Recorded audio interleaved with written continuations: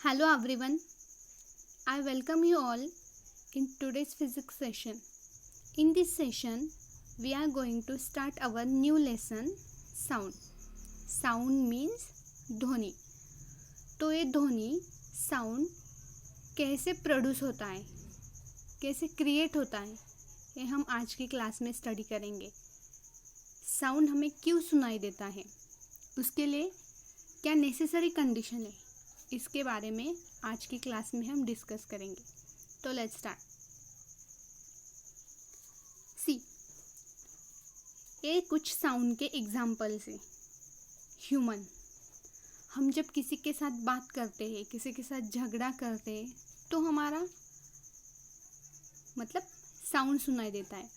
अब मैं आपको पढ़ा रही हूँ, यानी कि आप मेरी आवाज़ सुन रहे हैं, आप मेरी साउंड सुन रहे हैं. तो एक्चुअली साउंड कैसे प्रोड्यूस होता है. ए बर्ड की भी साउंड आती है. बर्ड मीन्स बर्ड भी कुछ बोलते हैं या उनकी कुछ अलग आवाज़ होती है. व्हीकल्स में जो हॉर्न बजता है या व्हीकल स्टार्ट होती है, तो उसमें से साउंड प्रोड्यूस होता है.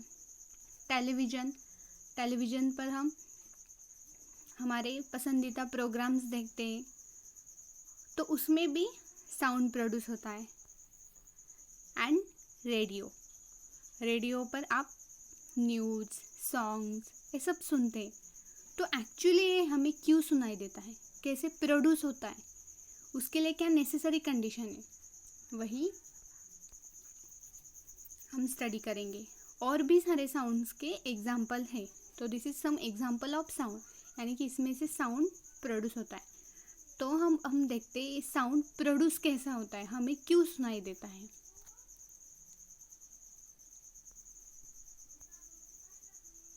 सी, प्रोडक्शन ऑफ साउंड.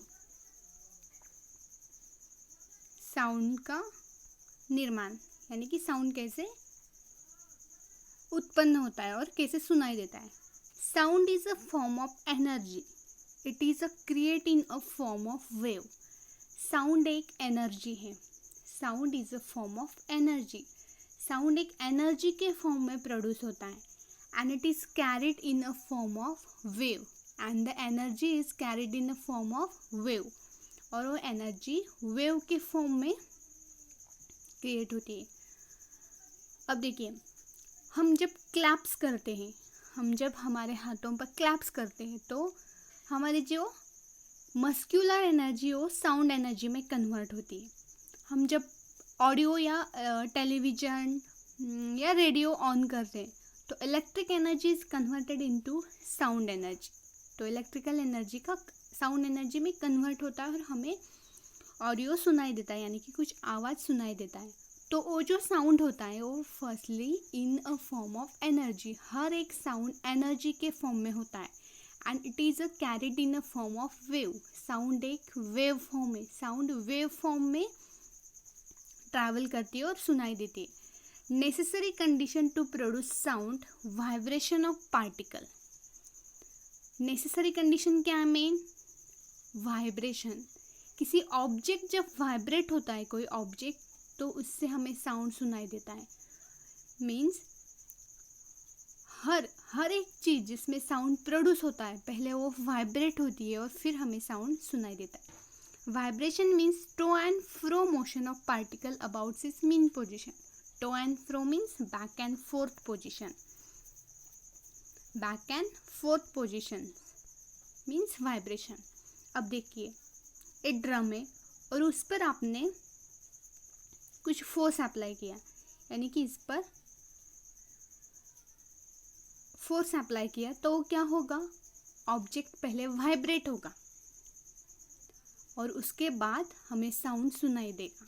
तो firstly main condition for sound is vibration of object. पहले ऑब्जेक्ट वाइब्रेट होता है और वो वाइब्रेशन हमें साउंड सुनाई देता है. When we hit a drum, membrane of drum vibrate and producing sound. जब हम ड्रम पर हिट करते, देखिए इस पर हमने फोर्स अप्लाई किया, यानी कि हिट किया है, ड्रम को हिट किया है, तो ड्रम क्या करता है? ड्रम वाइब्रेट होने लगता है. देखिए, this is a vibration and then sound is produce. पहले ऑब्जेक्ट वाइब्रेट होता है, फिर साउंड प्रोड्यूस होता है. सेकेंड एग्जाम्पल में देखिए, when we play a guitar the string on its make to and fro motion and produce a sound. जब guitar की स्ट्रिंग, हर एक ने बट कुछ ऐसे म्यूजिकल इंस्ट्रूमेंट है जिसमें स्ट्रिंग यूज की जाती है, जब हम इस स्ट्रिंग को वाइब्रेट करेंगे, उस पर स्ट्रिंग को हम वाइब्रेट करेंगे तो क्या करेगी, to and fro motions means वो उसमें से वाइब्रेशन प्रोड्यूस होंगे, और to and fro position means back and forth, वो ओरिजिनल पोजिशन पे जाएगी, फिर बैक मीन्स बैक जाएगी, फिर आगे आएगी, मीन एंड एक्सट्रीम पोजिशन, तो उससे वो वाइब्रेट होगी और साउंड प्रोड्यूस होगा. थर्ड एग्जाम्पल में देखिए, tuning fork. Sound is produces bye vibrating prong of tuning fork. I hope आप सबने ट्यूनिंग फॉर्क देखा होगा. ट्यूनिंग फॉर्क को अगर जब हम हिट करते हैं किसी रबर पैड पर, तो उसमें वाइब्रेशन प्रोड्यूस होते हैं, यानी कि बैक एंड फोर्थ पोजीशन, तो उससे साउंड प्रोड्यूस होता है. तो साउंड कैसे प्रोड्यूस होता है, हर कोई ऑब्जेक्ट जब वाइब्रेट होता है means to and fro position में जाता है, बैक एंड फोर्थ पोजीशन में जाता है, तब साउंड प्रोड्यूस होता है, तो उसमें से साउंड निकलती है.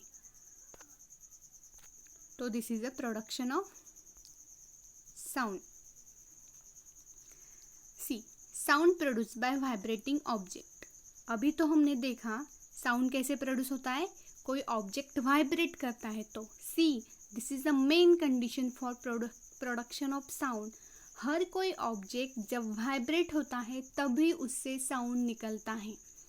When a tightly stretched band is plucked, vibrate and produce a sound. अभी हमने देखा एक ड्रम को अगर हमने हिट किया तो वो क्या करता है, अगर ये ड्रम को हमने हिट किया तो वो वाइब्रेट होने लगता है और उसमें से आवाज़ और साउंड प्रोड्यूस होता है. When stop vibrating, it does not produce any sound. अगर हमने उसे हिट नहीं किया तो उससे साउंड प्रोड्यूस नहीं होता. A vibrating body is a source of sound. Means sound का मेन सोर्स क्या है, वाइब्रेटिंग बॉडी. कोई भी vibrating body, vibrating object is a source of sound. Vibrating object produce sound. हर वाइब्रेटिंग ऑब्जेक्ट साउंड प्रोड्यूस करती है. Vibration means object kind of rapidly to and fro position motion, to and fro, back and forth position. देखिए अब ये bell में से आपको sound सुनाई देती है. आपके स्कूल में जब ब्रेक होता है तब बेल आपको सुनाई देती है. तो एक्चुअली उसमें साउंड कैसे प्रोड्यूस होती है, देखिए ये जो मिडल वाला पोर्शन है, ये अगर यहाँ पे होगा तो होगी इसकी मीन पोजीशन, और जब हम इसको यहाँ पर उस पर हिट करते हैं इस पोर्शन पर, तब वहाँ पे क्या होता है, साउंड प्रोड्यूस होता है. यानी कि back and forth position, to and fro. तो यहाँ पे अगर हम हीट करते हैं तो यहाँ वाइब्रेशन प्रोड्यूस होते हैं और वो वाइब्रेशन हमें सुनाई देते हैं और इसकी वजह से आवाज़ निकलती है. तो हर एक ऑब्जेक्ट अगर हम वाइब्रेट करते हैं उसमें से वाइब्रेशन होती है तो साउंड प्रोड्यूस होता है. तो बेल में से ऐसे साउंड प्रोड्यूस होता है. तो अब ये तो हो गया प्रोडक्शन ऑफ साउंड. साउंड किन ऑब्जेक्ट में प्रोड्यूस होती है और उसके लिए नेसेसरी कंडीशन क्या है, वाइब्रेशन ऑफ ऑब्जेक्ट. वाइब्रेशन, अगर ऑब्जेक्ट वाइब्रेट करता है तो उससे साउंड प्रोड्यूस होती है. अब हम देखेंगे प्रोपागेशन ऑफ साउंड. ये साउंड ट्रैवल कैसे करती है और हमें सुनाई कैसे देती है. This is a production of sound. Now we will start propagation of sound. How sound is propagated. See, students, अभी हमने तो देखा हर कोई ऑब्जेक्ट जब वाइब्रेट करती है तो उसमें से साउंड प्रोड्यूस होता है. बट इस साउंड को ट्रैवल करने के लिए एक मीडियम की ज़रूरत होती है. मीडियम वो कोई भी हो सकता है, मटेरियल, एयर, लिक्विड, गैस, किसी भी मीडियम में साउंड ट्रैवल होता है. तो साउंड को ट्रैवल करने के लिए, प्रोपागेट करने के लिए एक मीडियम की ज़रूरत होती है।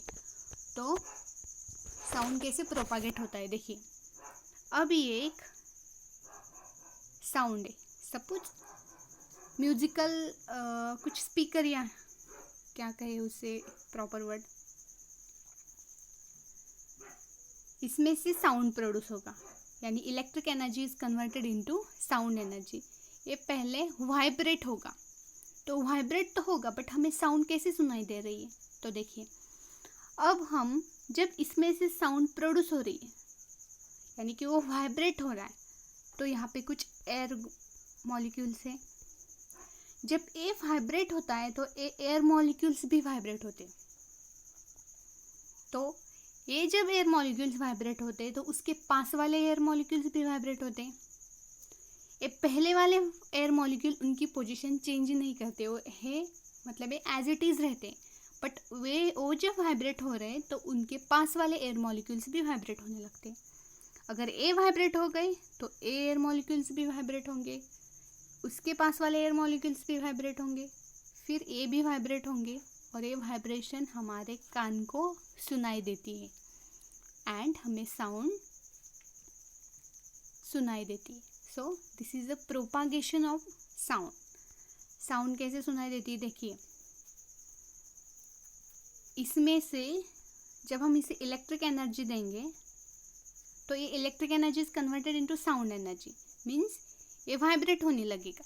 वाइब्रेट होने लगेगा तो एयर मॉलिक्यूल्स वाइब्रेट होने लगेगी, बट ए मॉलिक्यूल उनकी पोजीशन चेंज नहीं करेंगे, उनके पास वाले एयर मॉलिक्यूल को वाइब्रेट करेंगे। अगर ए वाइब्रेट हो रहे तो ए भी वाइब्रेट होंगे, उसके पास वाले वाइब्रेट होंगे, उसके पास वाले वाइब्रेट होंगे, ऐसी साइकिल चलती रहेगी और हमारे ईयर के पास जो भी कुछ एयर मॉलिक्यूल्स है वो भी वाइब्रेट होंगे और हमें साउंड सुनाई देगी।